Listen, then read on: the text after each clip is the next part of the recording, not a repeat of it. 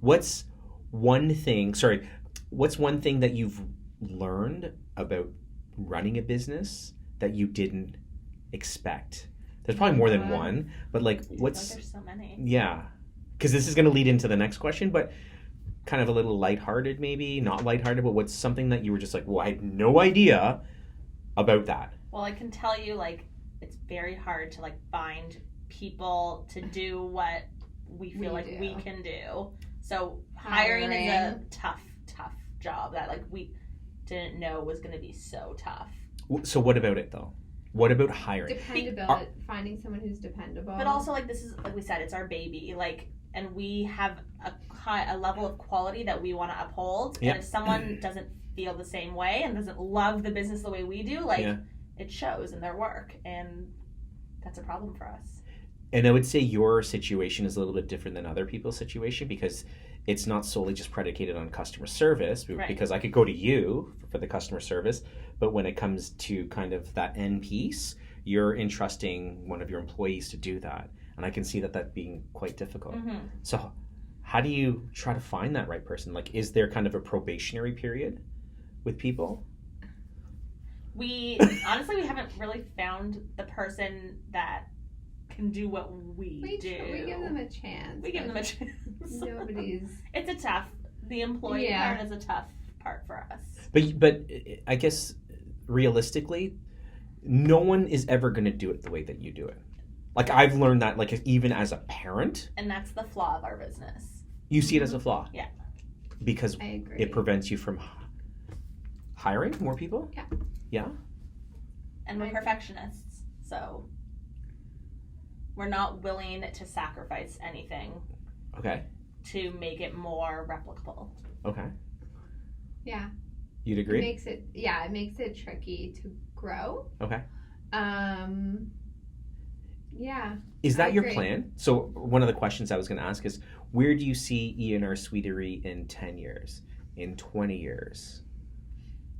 We would love to be a household name. Okay. Would we not? You kind of are. But anyways, more of a household name. Maybe even internationally. Okay. That'd be cool. But but getting to that point, you can't... It's an impossibility to run it. It's an impossibility. With two people. There's just no way. We would have to make a lot of changes. Yeah. We're working on it. We're working on it. But that's where you want to go, though. That's where you'd like to be. On a much larger scale. We would like to be on a larger scale, for sure. Okay. Maybe multiple locations, or maybe getting a product into somewhere more on the retail side, or, something like that. Yeah. But definitely larger scale. We want to grow. So 10 years, because we're going to look back on this.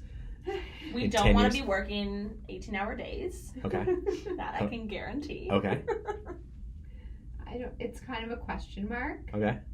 But we still want to be working together. We do.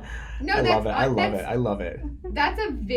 That's one thing I can say for sure. I want to be working with her. And that's something we've discussed, like, over and over and over again. So, we know that we are appreciated by each other. I love it.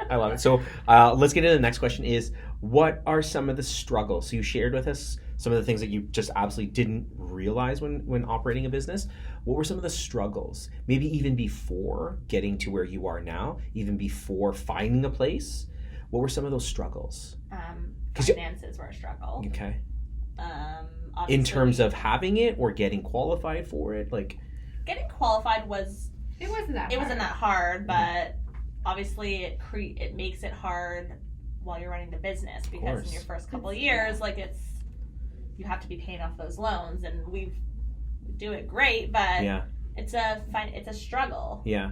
I think we made a lot of mistakes, not irreversible. Okay. No, I mean, like, the mistakes business that we side. Learn from. Or maybe not mistakes, but things we could have done better. Like, from the very beginning, we took on quite a bit of debt to build the space, which now we love. But like, the space is absolutely amazing. Like, we are so lucky to have such a large space, but like, a lot of bakeries have, like, a smaller space, a third of that, and, like, they maybe do fine. We didn't need to spend so much on the contracting, or maybe we could have found a place that was maybe a little bit ready to go.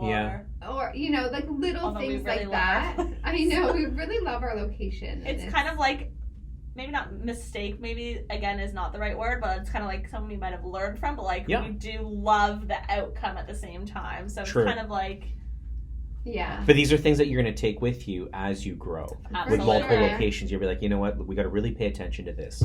Okay. We also made, like we mentioned, like some hiring mistakes. Not anything detrimental, but you know, people who didn't work out. We also started off, like we said, with like this huge product list, huge flavor list, and like we've cut down. So I know, I'm so sorry. If you've been a client of mine and this is it's a pain point, you know, on the 1-year anniversaries, I send you 24 s'mores cookies. This is actually where it comes from. And we love our s'mores cookies. Yeah, you are not the only one to like it's take issue in the best cookies I've ever had in my life, and I don't say that because I know you so well. I truly believe it, so much so that I actually give it to people, and I hear it consistently, like, holy, like, I remember giving it to one of the managers at my brokerage, just kind of as a nice gesture, and she was like, yeah, I caught my husband first thing in the morning, like before 7, like eating the cookies. She's like, is that for breakfast? He's like, yeah, well, we got to eat these before they go bad. And I can tell you, like, I refuse to eat any, like, I won't eat another cookie. So yeah, I want, because I wanted to talk to you about that. I was going to say, like, we still eat our product all the time. Constantly. I think that's tremendous. It's very telling of like what you're doing and why you're so successful. Is like, you love what you do, but you also love your product so much so that you prefer that. We stand behind our product 100%. Like, so 100. There's extra cupcakes, like we're eating them. Like we're not giving them away. We eat them.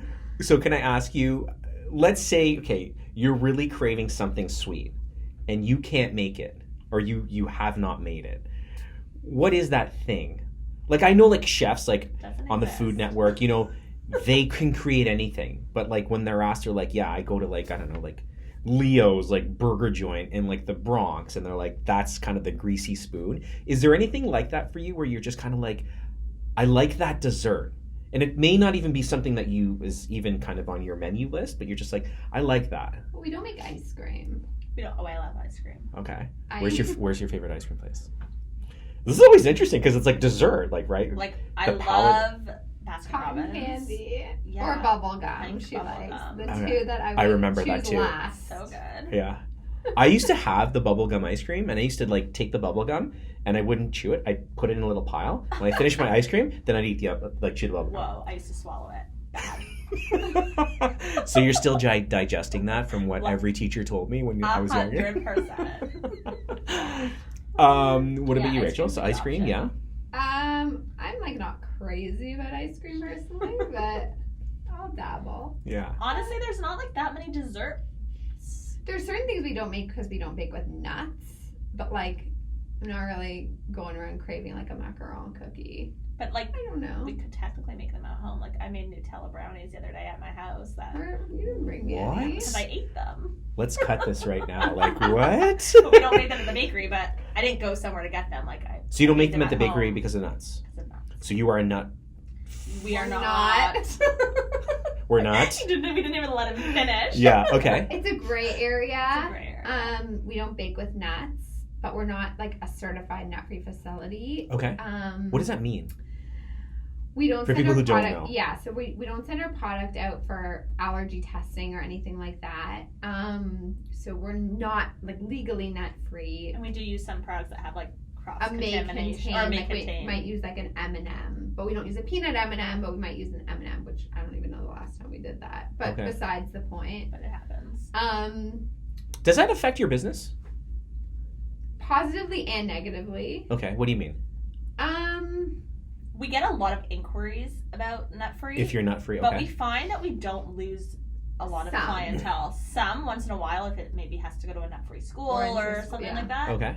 But generally, people still will order from us. Okay. And then they'll just say, we'll tell the parent, the situation. There's also a few people who ask for Nutella or this or that, or that has nuts that. But that's like a little bit more rare, yeah. Do you think maybe your next location might be like true nut free? We will never do different. That's too confusing for people. Like, we wouldn't make one nut-free, one gluten-free. Okay. It has to be consistent because I don't want someone to go to the not nut-free one and think it's nut-free. Got it. Okay. Order ...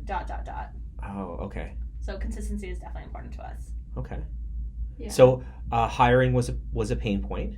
Yes. Now, when you don't hire the right person, I'm curious what your philosophy is. Is it the person's fault?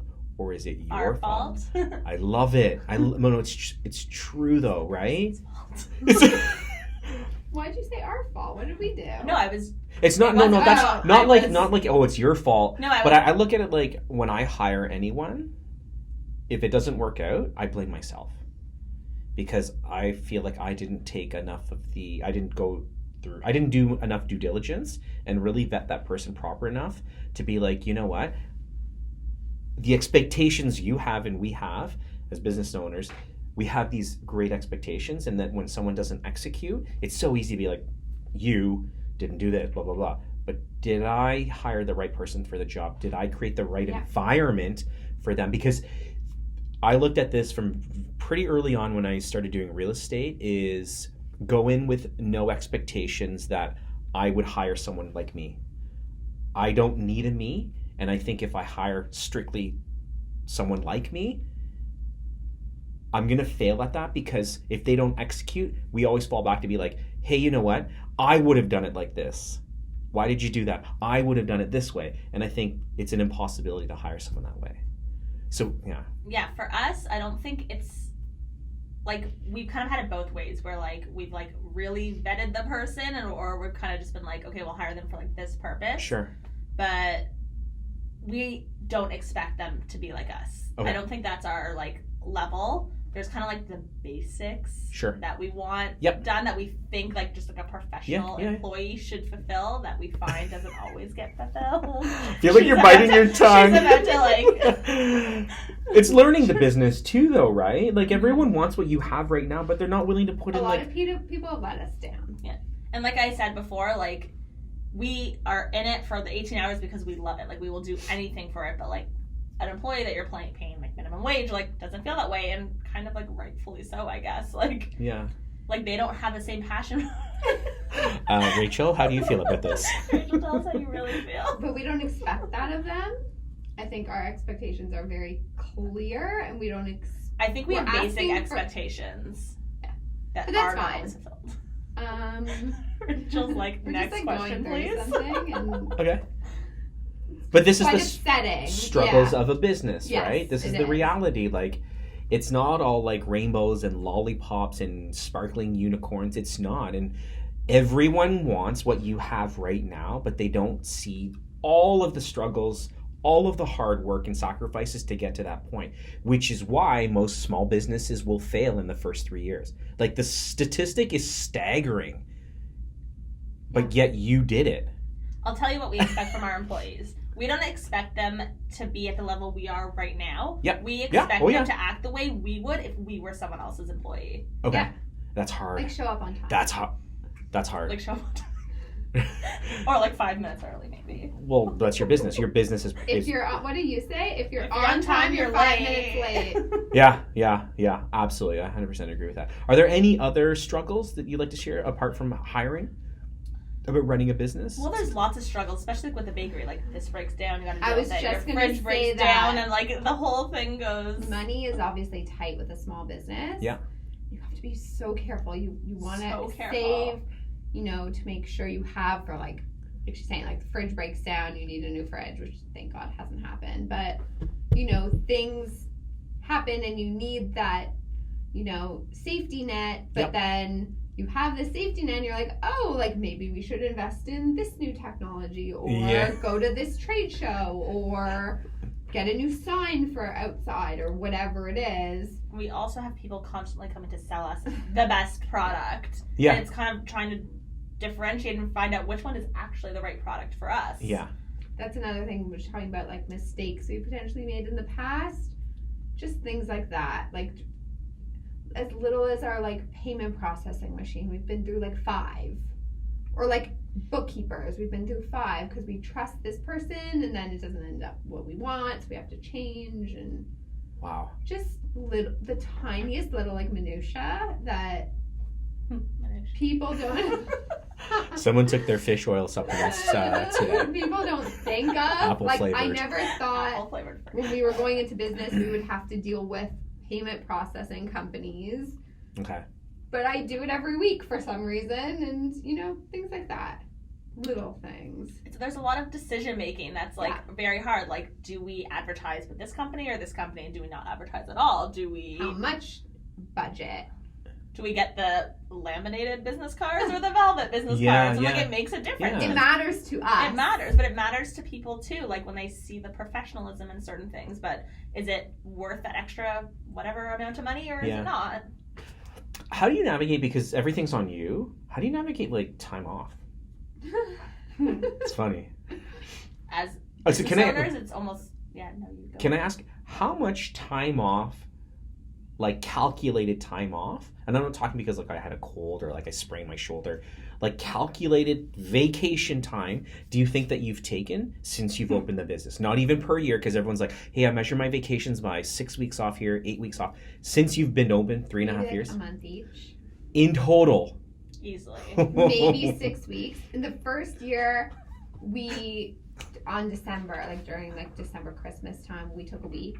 And then starting last year, we took 2 weeks, which was That's crazy. That's insane. Obviously, no one has that level of dedication. Sometimes, we need to schedule, a trip or something. We try to do it as far enough in advance. We have friends, we have lives. Someone's getting married, someone's having a baby, someone's whatever. And, we try to just, but the thing that people don't understand is if I'm gone, it's just her. So you're running a 2-person business together. That level of volume in business. When you go, it's you. When you go, it's directly affects. Yeah, and because it's just one of us there, you're not just making a cake. You're answering the phone, paying the bills, answering emails. Walking in, someone calls to make a conversation. I'm getting anxiety just hearing that. And for some reason, when one of us leaves, it's so much worse. Oh, but that's it's always like that. Whenever you go away on vacation, the week leading up to that, it just gets slammed. You get slammed with business. Yeah, it's recently, Rachel took off a day that it just wasn't that busy. We were not supposed to have. It was a long weekend. You think everyone's at the cottage, so I was there alone. I was there till 11 at night for no reason. Or on a Tuesday. It's unpredictable. It's unpredictable. Good thing in the way that it's nice that we're busy. We like that, but when the oven's going off and someone's walking in the door, you're who do I choose? The oven or the customer? Yeah, right. So who do you choose? The oven. The oven. You don't want to burn down the bakery. Do you have seasons in terms of business? When you're are you busier at particular seasons? For sure. So what are those? February, March is very busy. I was gonna say January, early February is quiet. Mm-hmm. Why February, March? No. That you're busy. I don't know. No. Well, we do Jewish holidays. Sure. And there's a Jewish holiday in there. Busy. Yeah, so Passover. March, Passover. For some reason, Passover and Rosh Hashanah and the Jewish holidays are our busiest day of the year. Really? Wild. Reminder. What about wedding cake season? Yeah, there's wedding cake season. There's communion season, which is April, May, June. I think it's because we're at the location that you're at. Yeah. They're over by Weston and Highway 7. Right on Highway 7, south side. You can see their sign. Don't worry, I'm going to post all of this in there. And then, up until, September, and then there's, maybe, a little bit of a lull, and then, coming to Christmas, it's all, very busy. Corporate gift baskets, that kind of thing. And then, after Christmas, it gets a tiny bit slow because people don't want to spend as much money. Okay. Yeah. And then, Deep, dark secret you can share. Is there a dessert that you... Not that you don't love, but if you had the choice, you would hire someone to do the dessert for you in your bakery? Is there anything that we're making right now? Yeah. That you're just wow. I would have said cake pops before. But we took those off our menu. Off our menu. Why? Because they didn't bother me as much. And if I was doing 2 dozen, it's one thing. It's when you have to do we did 1,000 because it's so laborious, so labor. 1,000. Yeah, because it's so much work that goes into it, so much work, intricate work. Yeah, there's no streamlining to it. It's we are individually one by one. Oh my gosh. I don't know. I could I like the decorating more so to the baking. Okay. Maybe like get someone to try and do more of like the baking. We could do more of the decorating, that kind of thing. Okay. But nobody's to do it. Okay. Now, is there something that you absolutely love doing? What's the one thing that day in, day out, you're excited to do? I love doing buttercream cakes. I like fondant too. I really like working with fondant, but buttercream specifically, I think it's so like interesting and cool. And I really enjoy doing that. Okay. I could let her do that forever. My favorite thing is just letting Erin do that at the bakery.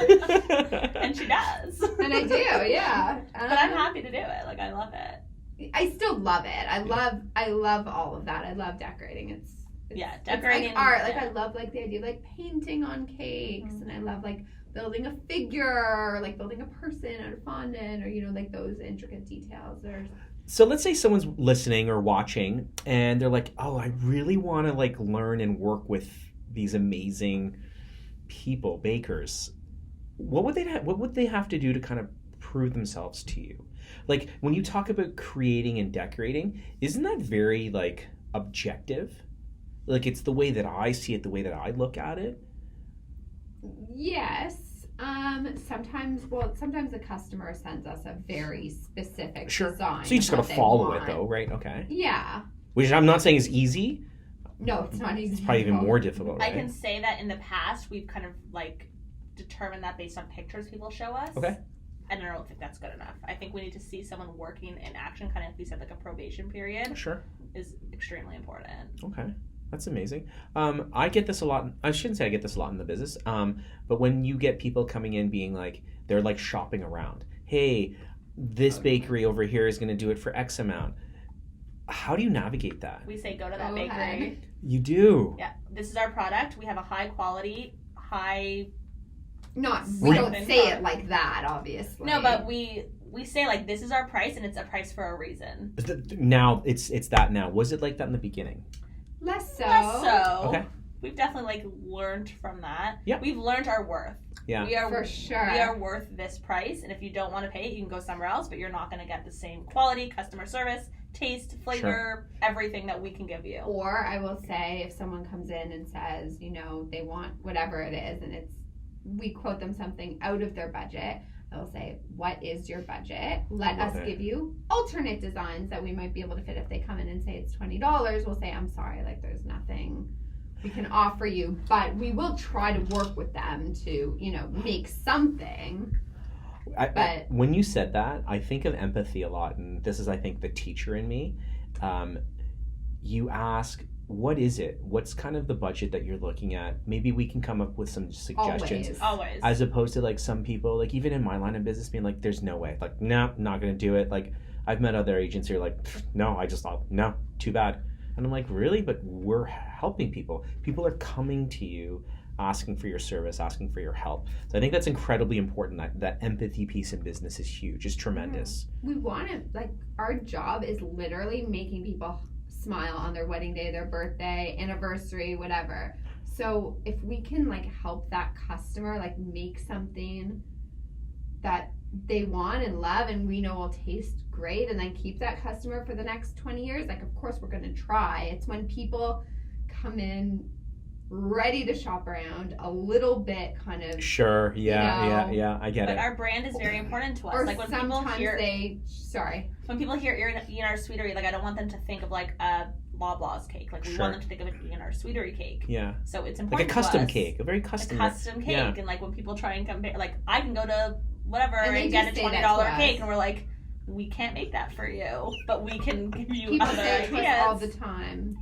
That's the part that's frustrating. If you have a budget, like of course we're sympathetic. Like not everyone can afford our product, unfortunately. But when you come in ready to shop around, trying to nickel and dime us, that's where, because we put so much work and so much effort into it that I know you do. Yeah, I know you do. So often when people see our cakes, they're like, I don't want to cut into it because blah, blah, blah. Which kills us. What an amazing compliment, though, right? Because not only does stuff to like taste like next level, the designs are just unreal. I bet this is probably one of the greatest compliments I'm going to ask you is like when someone's like, oh my gosh, that turned out way better than we had even planned on. Happens all the time. Yeah, it does. Like, is there any greater? Wow. Like, wow. Is there any other compliment that's greater than that you get? It's a pretty good compliment. Right? Yeah, no, I think like when she was saying like we can't cut into it, like it's too perfect, or like we saved it. But at the same time, I'm like, please cut into it. Like we worked so hard on it. Like taste it. Yeah, please. Please don't just leave it there. Yeah. But I like often people come to us and like we make these like little fondant figures to put on top, and they're like, keep it. I still have them from 3 years ago, and we're like, you should make them. Just don't eat them, please. Don't eat them. We're like, we kept them in our freezer. You don't have to do that, by the way. They can be kept at room temperature. So a normal, let's say, 2-tier wedding cake, start to finish, how many hours do you put in? Completely depends on what it looks like. Does it? Okay. On average. Like middle, and I'm talking like, I know it could be dozens more hours on this end. Okay, let's say it takes like 15 minutes to make the batter, and then like start to finish. 40 minutes to make. Thinking about it, designing it. A minimum of 6 hours up to 20, 30. It depends. Sometimes details have to be made in advance. Sometimes it's days. Covered in sugar, flowers. But our cakes are always made fresh. That's the thing. Yeah. So all the details we don't even have a freezer. That's what sometimes makes our hours extremely long. Crazy. They don't even have a freezer. Like no freezer. People have asked for ice cream cakes, and we don't even have a freezer. But that's staying true to your brand, though. Yeah. Right. Very important. We also don't use mix. A lot of bakeries, which we're not looking down on it. Like people use cake mix. They use it for a reason. Like it makes sense. It's easier, it's predictable, whatever. But we don't want to. Yeah. We don't do it. We use real vanilla, real butter, yeah. And that also makes our product more expensive, but it tastes so much better. And it's not like, I don't want people to be like, oh my gosh, there's like, am I afraid to even call them? Because they're no, not one bit. Like, they'll work with the budget that you have as long as your budget's reasonable. Like, if you're walking in and be like, I got $47 and I want an 8-tier wedding cake. Sorry. Go to like... What does that mean? You can't. You can't. Yeah. Because your time's worth something now. It's very valuable, right? And that's something that I've realized as well. Right? That's crazy. It's amazing. So I got a couple of questions, last questions. What are 2 pieces of advice that you would give every budding entrepreneur? Anyone who has that even inkling of being like, you know what? I want to do what they're doing. What are 1 or 2 pieces of advice that you would give to them before they even started? You have to be willing to have very little vacation time. Your life is going to be consumed by this business. Yeah. And if you don't love it, it's going to fail. It just won't work. And I think that's a very consistent message from every successful entrepreneur is like, you have to understand, you need to sacrifice. And not only do you need to do it, you actually have to be willing to like do it, like, and openly. Yeah. And people think, oh, you're your own business owner, you can make your own hours and this and that, but it's the complete opposite. Like, the customer chooses our hours. And they choose when we're working, when we're not working. Like, it's all up to them. So we really have less control of anything. Yeah. So true. Yeah. Like, sometimes I wish like someone would be like, go take a 2-week vacation. Like, you have to because of this corporate policy. Sometimes, but like...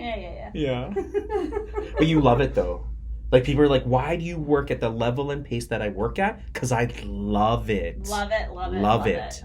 People don't get it. What about you? Picking a business partner would be like another piece of advice. If you're choosing to do it, hard to do alone. It's hard to do. Like, what do you mean hard? Alone. Like, your business is hard to do alone? It would be so hard to do alone. It would be so hard. Some decisions, like, I need her opinion. Like, I don't want to make that decision on my own. It's so nice to have someone else. Decisions, long hours, just draining. That's the thing. Like, if I do get sick, if I do need to go somewhere, like, she is there. But if you're on your own, it's difficult. You really have to pick someone who you trust. Like, trust is the number one thing. Sure. Okay. Yeah. So it's not like having gobs and gobs of money beforehand. It's just having that innate desire and passion to kind of fulfill like what you want to do, like pursue that dream. If you love it, you'll figure it out. Like, I love money it. is if not. If you love it, you'll figure it. I'm gonna use that quote. No, seriously, if you love it, you'll figure it out. I would also say. I've had a pen right now. If you love it, I love it. That's so awesome. I'm also going to say something to the exact opposite of that. Which is why this works. No, which I'm actually surprised I'm going to say this, but like I feel this like more even like where we are in our business. Before you start something, like do a little research. Also true. And actually maybe like make a business plan, even if it's just for yourself.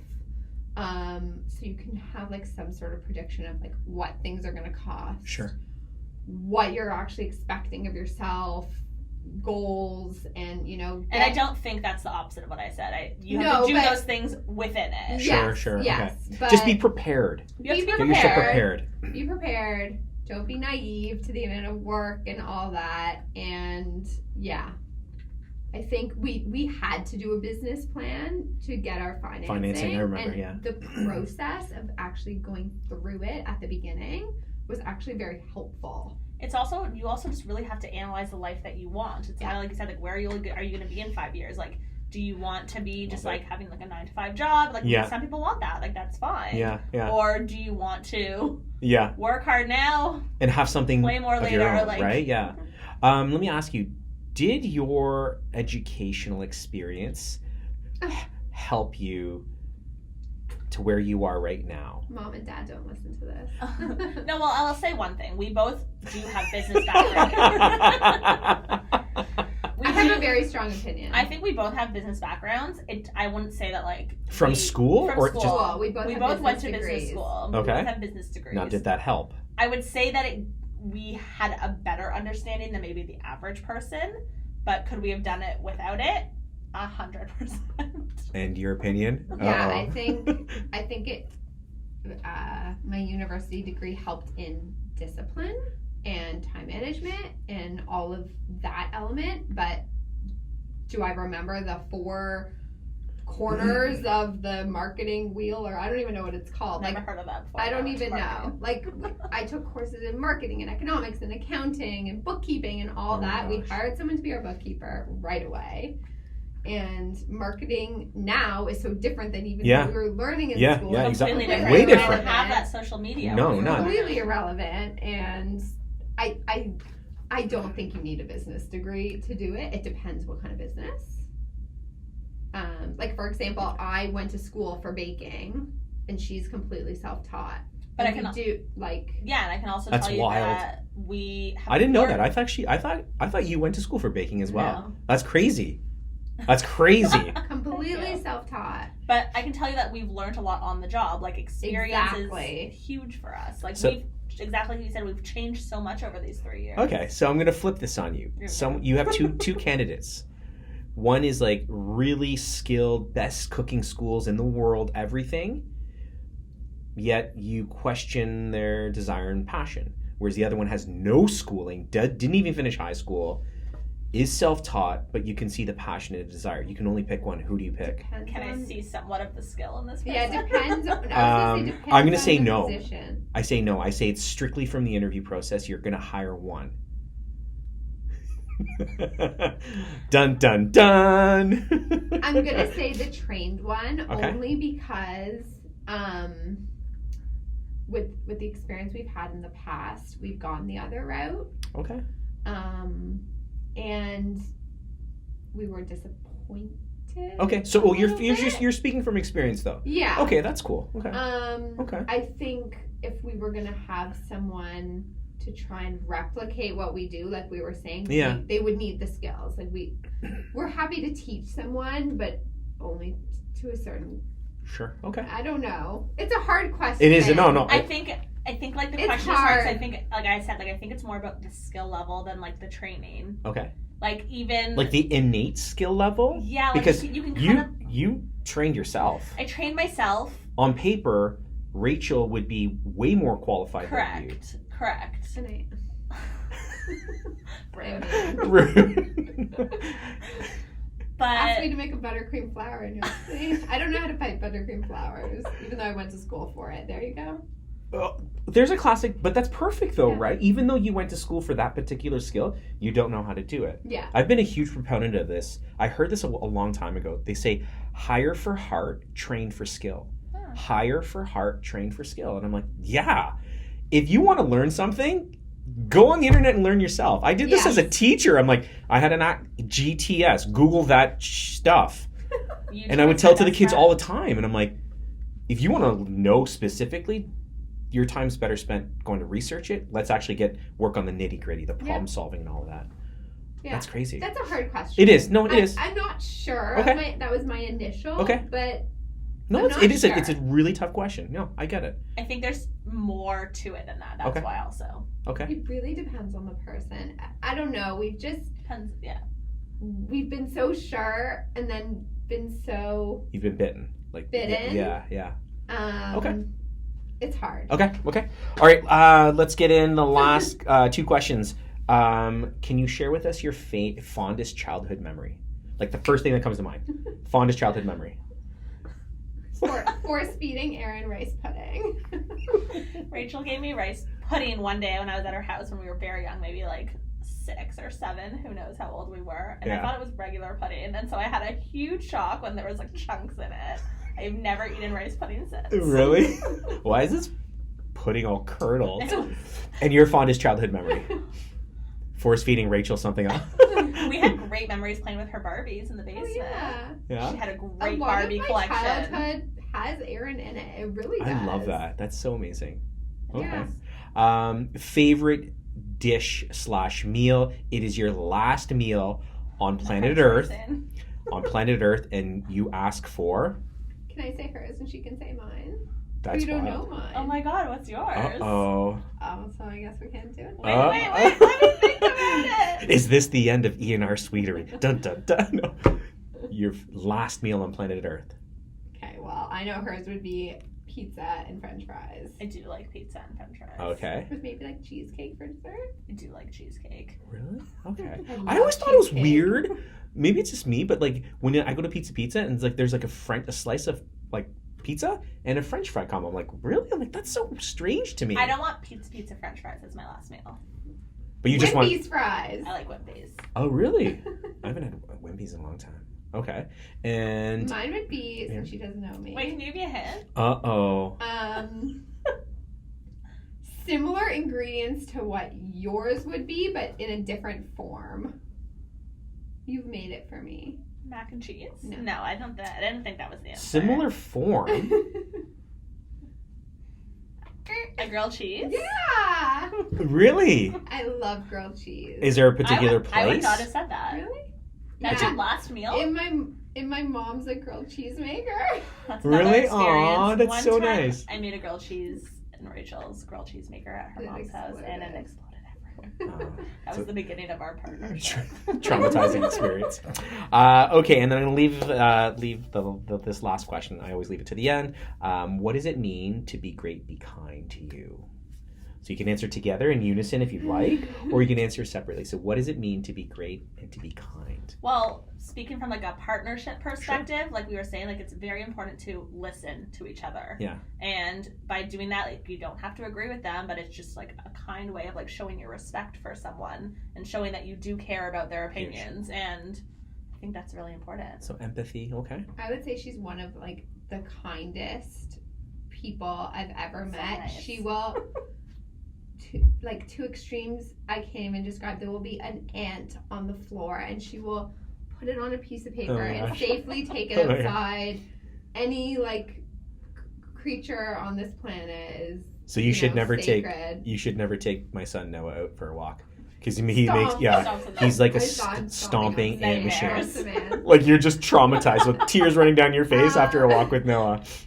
Yeah, and be kind to others. Empathy, like just you never know someone's story. Oh, and that's the thing. We always give people the benefit of the doubt. Always, no sometimes what. To detriment to us. 100%. And which we've also learned a little bit from, and to our customers too. Like sometimes, like they can be, like you said, like very frustrating. But like we just be kind. And, like, we just continue to be kind and like. And they continue to come back. And they continue to always come back. Kind to each other.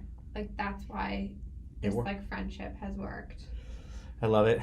Well, thank you so much again, Erin and Rachel from ENR Sweetery, for sharing your time with us.